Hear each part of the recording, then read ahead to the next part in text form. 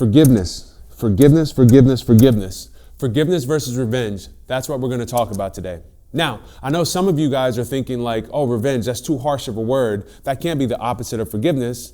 But I'm convinced that it is. My father once told me that forgiveness is a subtle thread that binds both love and friendship. When you refuse to forgive, you're not just missing out on meaningful connections that you're going to need in life. You're choosing to live in a perpetual state of anger, which is one step away from rage, which is one step away from murder and suicide. It's one step away from death. That's because anger is not just some feeling, it's a hormonal cocktail of cortisol and adrenaline, amongst others. Anger actually lives midway through the full spectrum of anger. You have irritation, frustration, anger, then you have rage, and then murder or suicide. So by refusing to forgive, you're perpetually living at the middle stage, anger, right in the middle, which is one step away from rage.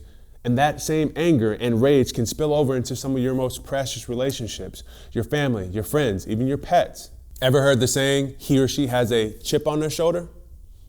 Where do you think it comes from? Easy to knock off. And here's the kicker, revenge isn't always about some sort of dramatic payback. Sometimes it's simply wishing ill upon someone. And wishing ill upon someone, you know what a symptom of that is? Internal misery. You might even relocate, move across the world, or give someone the silent treatment and tarnish their reputation every time you're speaking to people about them, which, believe it or not, creates an even deeper relationship between you and that person that you don't like, because now that person is dictating your thoughts, your emotions, they're dictating your actions, and they're not even in your life anymore. It's deep. And it gets worse. You might even find yourself so consumed and obsessed with seeing them lose and seeing them fail that you can't even do what you need to focus on your own wins, that you can't even celebrate your own wins because it's so much sweeter to see them fail than it is to see yourself succeed. You might find yourself scrolling through social media, waiting to witness their latest misfortune like it's a Netflix episode.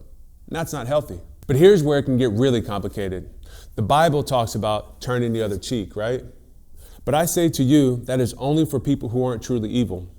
If someone has wronged you out of insecurity, ignorance, misunderstanding, you owe it to yourself and the people around you, the people you live with every day, you owe it to yourself to forgive and move on. But if you're facing evil, real evil, it is your duty to confront it and eradicate it from your life and the lives of others, legally, of course, because no one should ever have to forgive that type of darkness. So I urge you to think of relationships as roads, trees, bridges, infrastructure. Trees may not always bear the fruit that you want them to, or a branch may fall and hit you on the head, but there's going to come a day when you need that shade, so don't cut down the tree. Roads and bridges may frustrate you, they may fail you, they may hold you back, make you late for work, they may even cause accidents, but there will come a day when you need to cross that bridge, so don't burn it. Cut out all these connections and you give up your freedom to move and progress in life.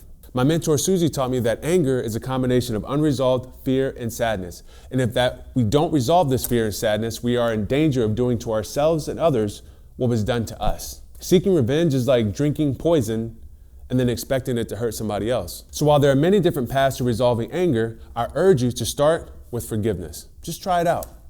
And remember that it's not for them. It's not for the person that hurt you. It's for you.